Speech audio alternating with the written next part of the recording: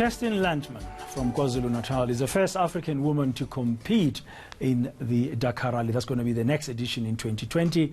The professional off-road and hard enduro racer has been racing since the age of 8. Her professional career began when she turned 22. She's joining us now live from our studios in Durban, eThekwini, this morning. Kirsten, good morning. Thank you very much for your time. Gee, I mean, I read the story in the Sunday Times yesterday about you on that bike and your journey to date and the injury you suffered in 2013. And here you are, brave enough to tackle the Dakar Rally 2020. What drives you? Well, you know, a lot of things. I suppose any motorcyclist's ultimate dream is to do the Dakar Rally.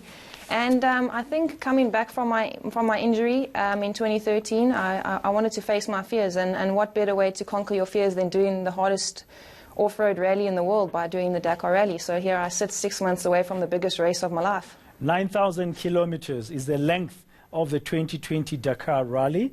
And I understand that 17 women took part. You're going to be the first woman from Africa who's going to be taking part in that. Does that have some significance for you? Of course, as proudly South African as I am, and looking at my history in motorsport, I've been the first female to complete a lot of extreme enduro races around the world, and to be the first female to finish the Dakar Rally from Africa will be the cherry on top. What do you do to prepare for the Dakar Rally? I've been fortunate enough to get to be given a rally replica from Ryobi. They've managed to sponsor me one, which is really kind of them. So I've been putting a lot of time on the bike. I mean, the bike weighs 180 kilos, a lot different to what the normal bike that I ride. So it's 60, 70 kgs heavier.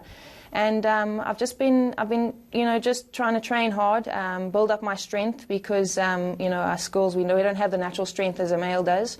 So I've had to put on a little bit of weight, gain a bit more muscle, and just ride as much as I can. I've got a good team of support people that train me and help me keep me fit. Mentally, I've had to do a lot of work, and we work on it a lot. You know, this is, as much as it is going to be physically taxing, I think Dakar Rally, doing that distance over that many days, it's hard on the mind. You know, you sit on the bike for between 10 and 12 hours a day, with those long distance between, you know, 600 and 800 kilometers a day. To be mentally strong, to know that you can get through it 12 days in a row is what's going to be, I think, probably the hardest thing for me. Yeah, I mean, the rules of the Dakar Rally are pretty tight as well. They're very restrictive in terms of how many times you can stop and how many times you can change your engine and stuff like that. Yeah. Are you prepared and ready for all of that? You're going to have a good crew with you?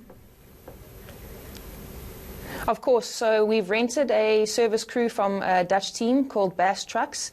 And coming in every day, I know that my bike will be the best looked after that it can. And I'm riding a KTM, so the bikes are the best manufacturers, are the best manufacturer in the world. And, you know, if I look after my bike and if I look after myself, I do trust that I can get to the finish line, you know, if everything goes according to plan. Obviously, you know, you can't account for accidents, and you can't account for, you know, things that can go wrong, and so many things that can go wrong. But of course, if I just keep my head on and I do the right things that I know I'm supposed to do, I trust that my motorbike will get me there, and I look after myself. I certainly believe that I can get to the finish line.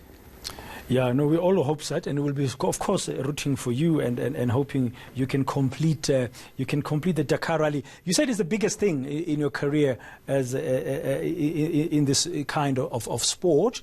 Now, after you've done the Dakar Rally, what will be sort of next? You keep on going, doing the other races, like the one you did in Botswana in 2013 when you got injured?